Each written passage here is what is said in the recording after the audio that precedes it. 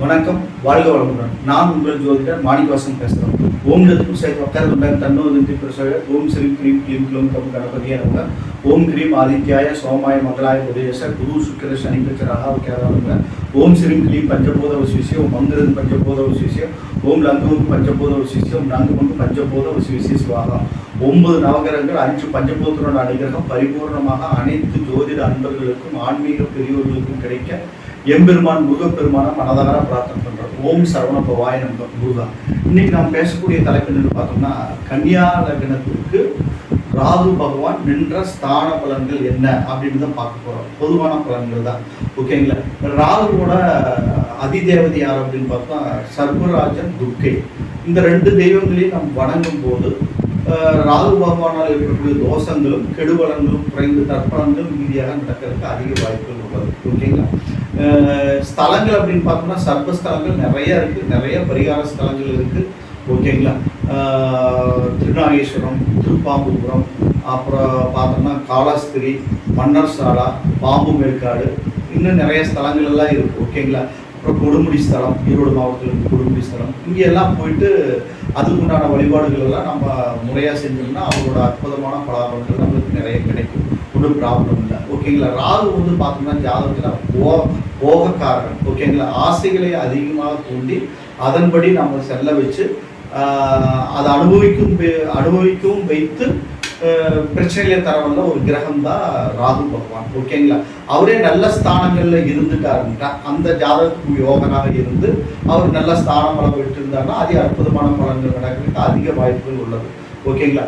இப்போ பார்த்தோம்னா என்னுடைய வீடியோவை நிறைய பேர் பார்த்துட்டு வர்றீங்க, ஆனால் சப்ஸ்கிரைப் பண்ணாமல் பார்த்துட்டு வர்றீங்க. புதுசாக பார்க்குறவங்களும் சரி, ஏற்கனவே பார்த்துட்டு இருக்கவங்களும் சரி, சப்ஸ்கிரைப் பண்ணாமல் இருந்தீங்கன்னா சப்ஸ்கிரைப் பண்ணிட்டு பாருங்கள். பார்த்து முடிச்சுட்டு உங்கள் ஃப்ரெண்ட்ஸ்க்கெல்லாம் ஷேர் பண்ணுங்கள். ஏன்னா ஜாதகத்தில் வந்து நான் சொல்கிறது பொதுவான பலன்கள் தான், ஒரு ஜென்ரலாக இருக்குதுனால கூட நான் சொல்கிற பரிகாரங்கள் வந்து 100% ஒரு அற்புதமான பலன்களை தரவல்ல ஒரு பரிகாரங்களை தான் நான் சொல்லிட்டு வருவேன். கோயில் வழிபாடுகள் சொல்லுவேன். ஒரு கெட்ட ஸ்தானத்தை ஏறின்னு ஒரு கெடுதலை நான் கொடுக்கணும்னா அதுக்கு எந்த மாதிரி வழிபாடுகள் வச்சுட்டா அதுலேருந்து நம்ம தப்பிக்கலாம் அப்படிங்கிறத நான் சொல்லிட்டு வருவேன். அது வந்து மற்றவங்களுக்கும் பிரயோஜனமாக இருக்கும், உங்களுக்கும் பிரயோஜனம் இருக்குது. அதனால சப்ஸ்கிரைப் பண்ணிட்டு பாருங்கள். பெல் சிம்பிள் அமைச்சிங்க, ஆளுங்கிற ஆப்ஷனையும் அமைச்சிருக்கீங்க, ஓகேங்களா. இப்போ வீடியோக்குள்ளே போகலாம், ஓகேங்களா. கன்னியா லக்னத்துக்கு பார்த்தோம்னா புதன் வந்து ராகுக்கு வந்து நட்பு கிரகம் தான். அவர் வந்து லக்னத்தில் இருக்கும்போது, ஏன்னா அவர் வந்து லக்கணத்தில் இருந்தாலே தேவையில்லாத ஆசைகளை கொடுத்துருவார். நம்மளை வந்து குறுக்கு வழியில தான் போக வைப்பார். எந்த வழியிலாவது நம்ம மேலே வந்துடணும், எப்படியாவது நம்ம வந்து எல்லாம் அந்த இன்பத்தை அந்த சுகத்தை நம்ம அனுபவிச்சிடணும் அப்படிங்கிற ஆசைகளை கொடுக்க வந்த ஒரு கிரகம் தான் ராகு பகவான். அவர் வந்து லக்கணத்தில் அமரும் போது பார்த்தோம்னா நம்மளுக்கு பிரச்சனைகள் தான் அதிகமாகும், ஓகே. ஜென்மராகுங்கிறது கொஞ்சம் அலக்கழிப்பு கொடுத்துருவாரு.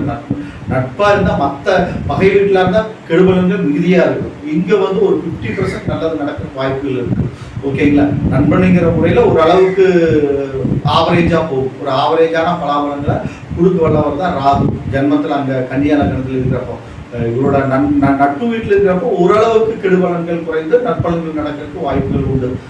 நம்ம வழிபாடுகள் அப்படிங்கும்போது நான் ஆரம்பத்திலே சொன்ன மாதிரி சர்ப்பஸ்தலங்களில் போய் ராகுக்கு பரிகார பூஜை செஞ்சுக்கிறது. ஏன்னா ஜென்ம ராகுக்கு தோஷத்தை அடிப்படையில் தான் அவர் அந்த இடத்துல இருக்கும்போது கொடுப்பார், ஓகேங்களா.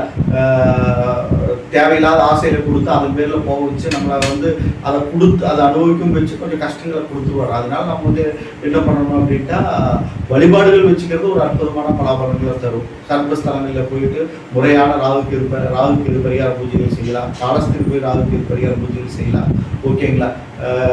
அது மாதிரி வழிபாடுகள் செஞ்சோம்னா நற்பலன்கள் நடக்கிறதுக்கு அதிக வாய்ப்புகள் உள்ளது. மகாவிஷ்ணு வழிபாடு வச்சுக்கிறது நல்லது. ஏன்னா புதனோட வீடு, புதனோட அதிதேவதை மகாவிஷ்ணு, அந்த இடத்துல போயிட்டு வழிபாடுகள் செஞ்சுக்கிறதும் ஒரு அற்புதமான பலாபலன்கள் கொடுக்க வல்லவர், ஓகேங்களா. அடுத்து பார்த்தோம்னா 2ஆம் இடம் குடும்பஸ்தானத்தில் ராகுக்கு எது இருந்துட்டா குடும்பஸ்தானம் வாக்குஸ்தானம் போது கல்வியிலாம் கொஞ்சம் தடை தாமதங்கள் எல்லாம் ஏற்படும், தடைகள் தான் ஏற்படும், ஓகேங்களா. குடும்பத்தில் சண்டை சச்சரவு பிரச்சனை போராட்டங்களே ஏற்படும். அது சுக்கரனோட வீடுங்கும் போது அப்போ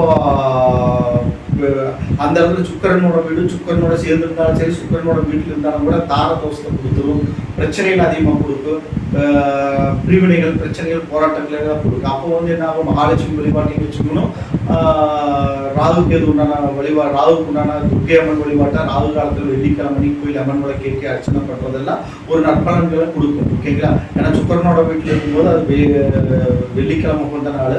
அப்போ வெள்ளிக்கிழமை 10 12 ராகு காலத்தில் போய் விளக்கேற்றது, ராகு காலத்தில் போய் பரிகார பூஜை செய்யறது, இதெல்லாம் வந்து ஒரு நல்ல பலன்களை கொடுக்க வல்லது. ஓகேங்களா? அதனால வழிபாடுகள் செஞ்சுங்க. அடுத்து வந்து பார்த்தோம்னா 3ஆம் இடம் தைரிய வீடு வெற்றி ஸ்தானம், செவ்வாயோட வீடு. ஓகேங்களா? இது பகை வீடு தான். பகை வீடாக இருந்தாலும் கூட ராகுக்கு பகை வீடு, கன்னியா லக்னத்துக்கு பகை ஸ்தானம் தான் அது. ஆனால் அந்த இடம் 3ஆம் இடமா இருக்கிறதுனால அந்த இடத்துல ராகுக்கு ஒரு ஏற்ற ஸ்தானம் தான். தைரிய வீதி வெற்றி ஸ்தானத்தில் ராகு நிற்கும் போது அற்புதமான பலாபலங்களை கொடுக்கல. ஒரு போட்டி பந்தயங்களை வெற்றி, சகல காரியங்களை வெற்றி, ஒரு தைரியமாக எல்லா காரியங்களையும் செய்யக்கூடிய ஒரு தன்மையை அவர் அந்த இடத்துல இருக்கும்போது கொடுப்பார்.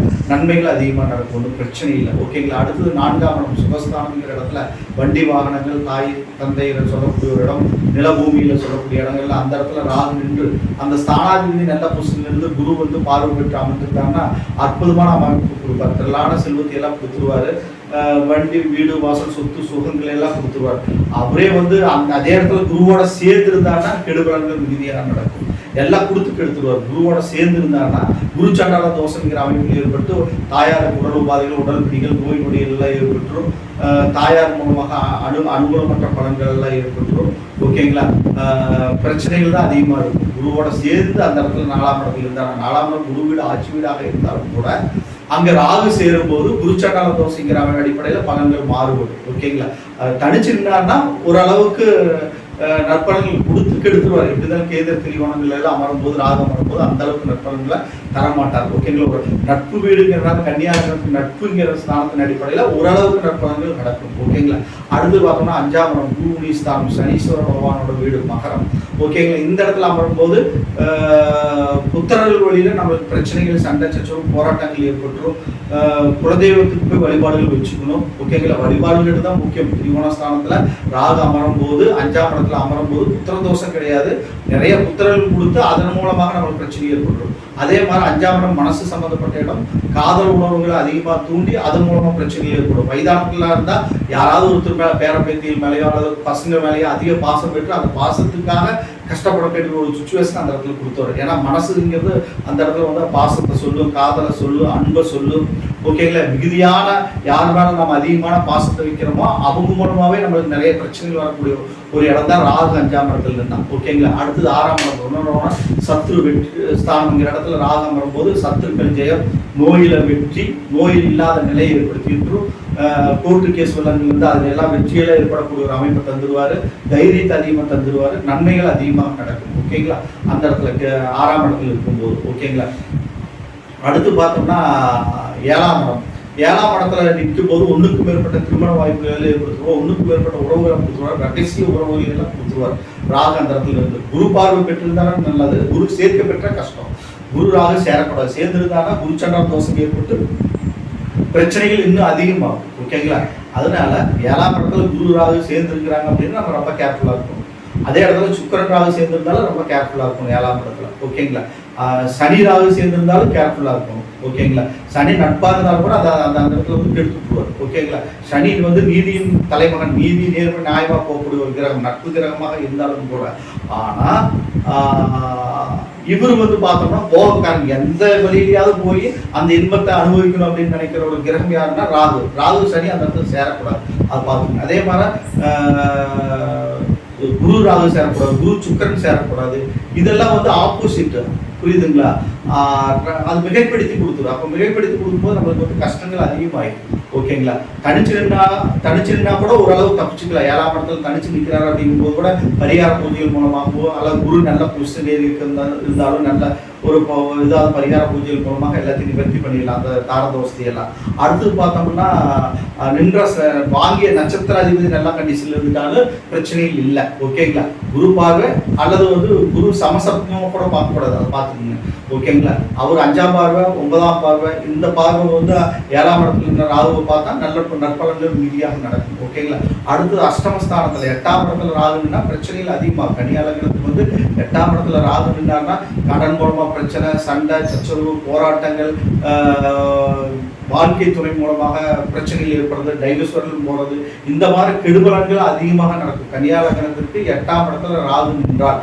ஓகேங்களா? அப்போ வந்து சுப்பிரமணியர் வழிபாடு, முருகப்பெருமான் வழிபாட்டையும் வச்சுக்கணும், ராகுவோட சர்வஸ்தலங்களுக்கு வழிபாடு வச்சுக்கணும். மெயினாக சுப்பிரமணியர் அப்படிங்கிற பார்த்தோம்னா கர்நாடகா மாநிலத்தில் இருக்கிற சுப்பிரமணியா அப்படிங்கிற ஸ்தலத்தில் போயிட்டு பரிகார பூஜையில் செய்யறது ஒரு மிகச்சிறந்த பரிகார அமைப்பு தான். இது அனுபவத்தில் நான் பார்த்தது. அதனால நீங்கள் அந்த இடத்துல போய் வழிபாடுகள் வச்சுட்டீங்கன்னா நல்ல முன்னேற்றங்கள் ஏற்படும். ஓகேங்களா? உங்களுக்கு பிரச்சனைகள் அதிகமாக வராது.